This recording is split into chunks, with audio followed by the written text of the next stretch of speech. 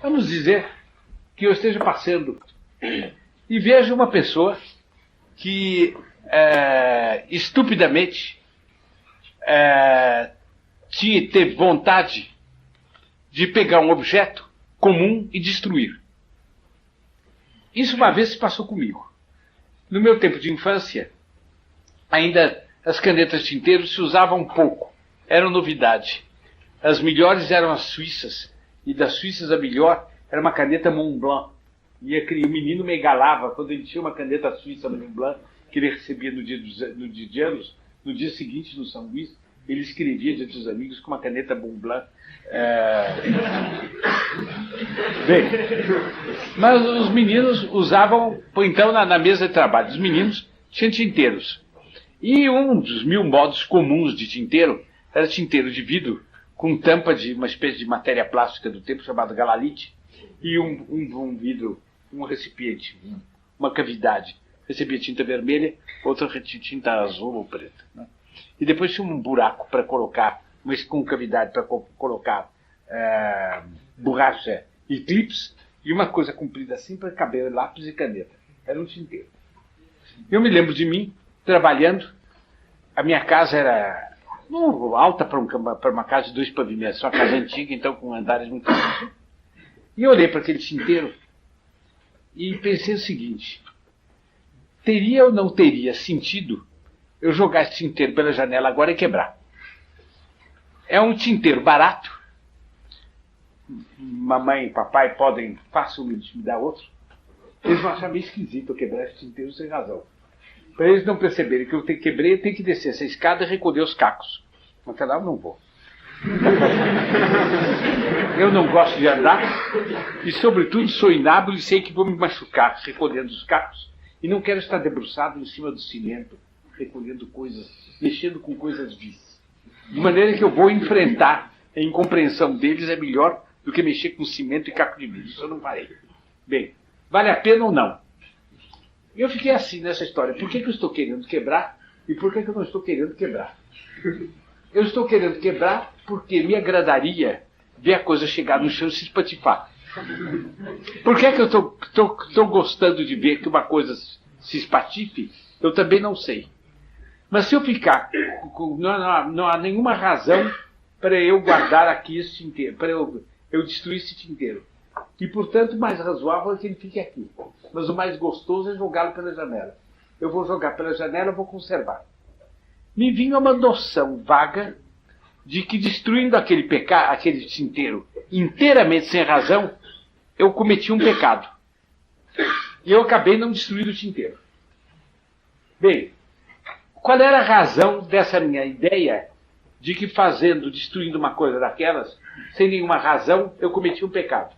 Porque aquilo que porque é bom.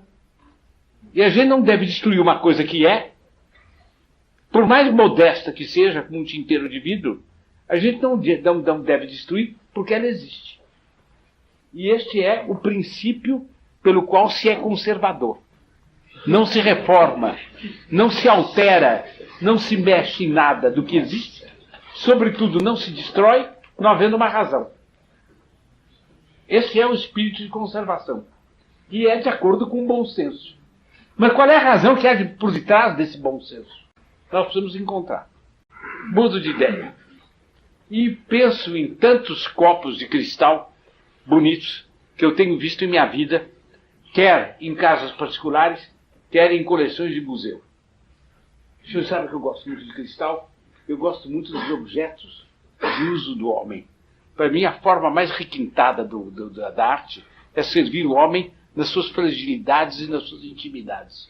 Uma taça que conviva com ele como um amigo, e da qual ele se serve para delicada função de beber, participa em algo dele e lhe dá nobreza e ele enobrece a taça. Agora imagine que alguma das bonitas taças que eu tenha visto em minha vida, há 2 formas de taça bonita. Aquela que é tão fina que parece uma bolha de sabão, a gente tem medo de pegar, e aquela que é tão grossa que parece um pedaço de rocha. Aquela fenda funda no cristal, grosso, resistente, bonito. Cristal da Boêmia. Magnífico. Bem,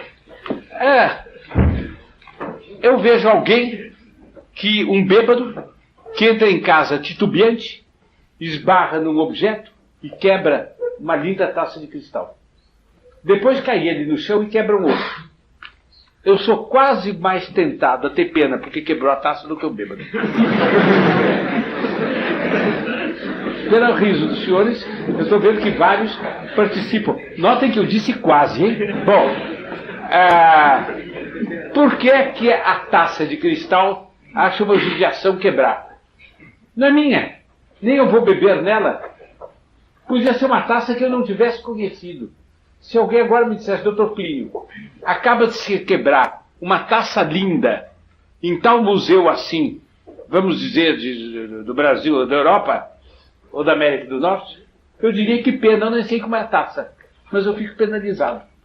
Porque é uma coisa que existe, mas não como o meu tinteiro. Meu tinteiro era comum. Existe excelentemente. E por isso me dá mais tristeza do que o tinteiro quando quebra. Agora imagine que em vez de quebrar o tinteiro, ou de quebrar a taça, me dissessem que é uma espécie animal bonita que desapareceu. Dr. Plínio acaba de morrer o último casal de onças pretas no Brasil.